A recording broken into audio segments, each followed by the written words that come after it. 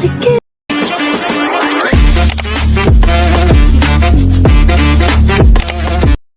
few moments later.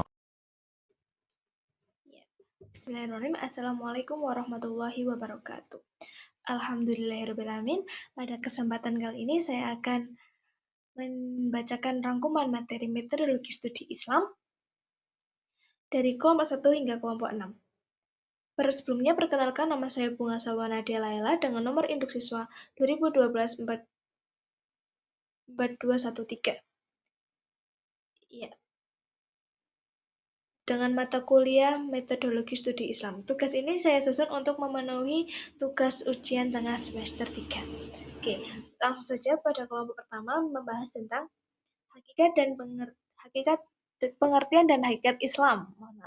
Studi Islam adalah kajian ilmiah tentang ajaran, nilai, dan praktik Islam yang bersumber dari Al-Quran, hadis, serta warisan intelektual umat Islam. Metodologi Islam, studi Islam membahas cara atau pendekatan ilmiah untuk memahami Islam secara komprehensif, sistematis, dan konseptual. Pendekatannya bersifat disipliner, meliputi sejarah, sosiologi, antropologi, psikologi, filsafat, dan normatif teologis. Selanjutnya ada tujuan, urgensi, dan signifikasi. Nah, tujuannya ialah memahami ajaran Islam secara rasional dan ilmiah, serta menghubungkannya dengan realitas sosial. Lalu urgensinya ada diperlukan untuk menjawab tantangan modern seperti globalisasi, sekularisasi, dan pemerosotan moral. Yang ketiga, yang terakhir ada signifikansi, menjaga identitas keagamaan, mengintegrasikan nilai Islam dengan ilmu pengetahuan modern, mengembangkan hukuman etika Islam yang relevan dengan masyarakat kontemporer. Selanjutnya, yaitu yang ketiga ada ruang lingkup dan dimensi ajaran Islam.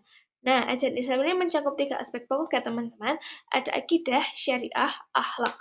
Akhlak atau etika. Yang pertama akidah tentang keimanan, yaitu fondasi kepercayaan terhadap Allah, malaikat, kitab, rasul, hari kiamat, dan takdir.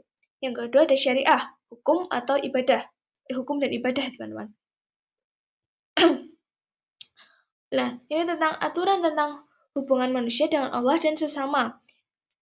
Ibadah dan muamalah. Yang ketiga ada akhlak atau etika, yaitu panduan moral yang mengatur perilaku individu, keluarga, dan masyarakat. Selain itu, Islam juga mencakup bidang pendidikan, sosial, ekonomi, dan politik, menunjukkan sifatnya yang kafah atau menyeluruh.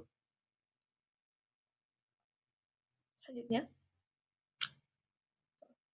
ada sejarah singkat perkembangan studi Islam. Nah, ini ada 3 masa ya teman-teman. Ada masa klasik, modern, dan kontemporer.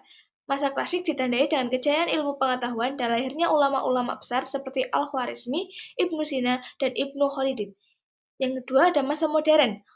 Muncul gerakan pembaharuan oleh tokoh seperti Jamaluddin Al-Afghani dan Muhammad Abduh yang menekankan ijtihad dan rasionalitas.